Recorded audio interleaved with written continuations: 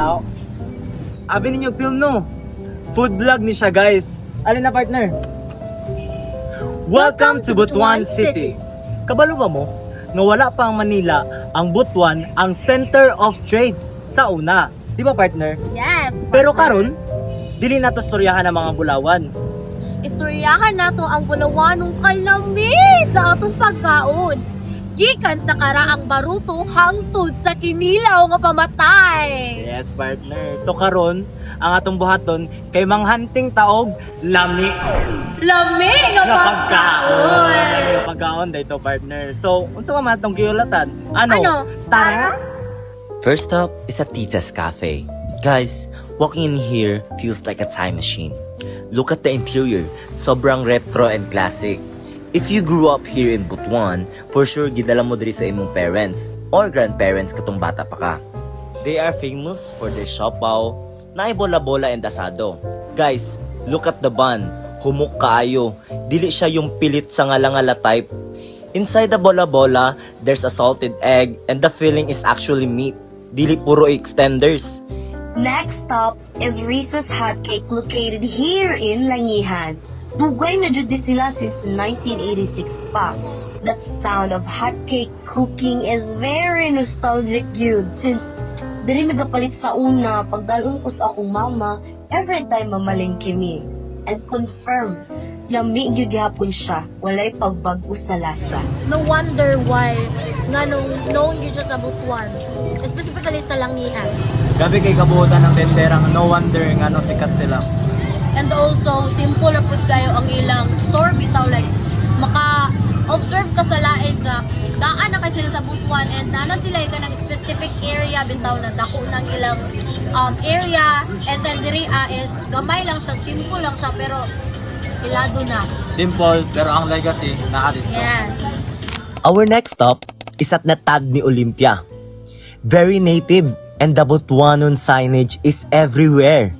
We have to mention how welcoming the staffs are here. Super friendly gid sila. They actually let us to go to the back and record the process of how they make their signature dishes. We have the famous buntaa, pau with latik, the chewy palagsing, our only soup banisil, the iconic laksoy. First is palagsing. It's a sagu starch or unaw with young coconut. It's chewy, sticky, and just the right amount of sweet. Next is pau with latik. Mura ni siya rice cake nga giligo sa tamis nga coconut syrup. Banisil or the river snails. The best part gyud is ang pagsupsop. Honestly satisfying once na makuha na nimo ang unod. And of course, the sekwate.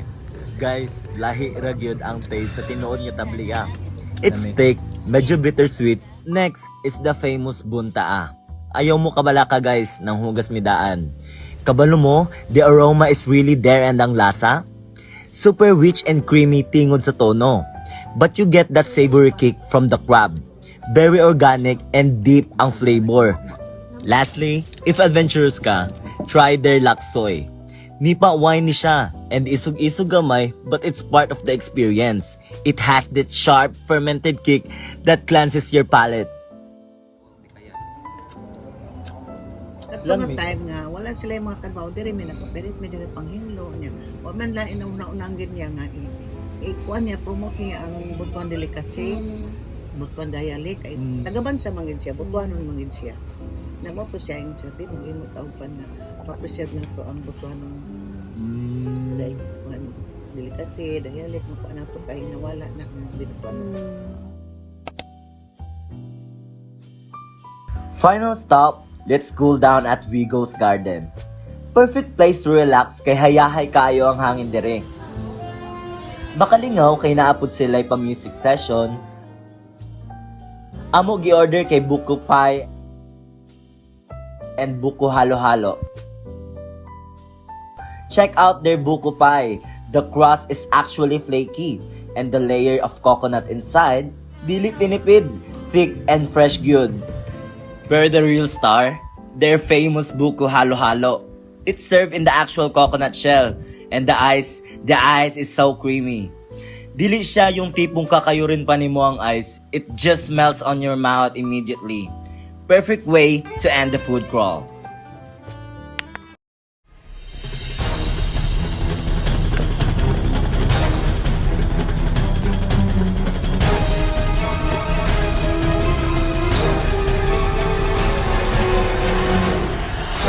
Abi ninyo kung saan mong gitagana, no? Ano yung partner? Wala may plated day!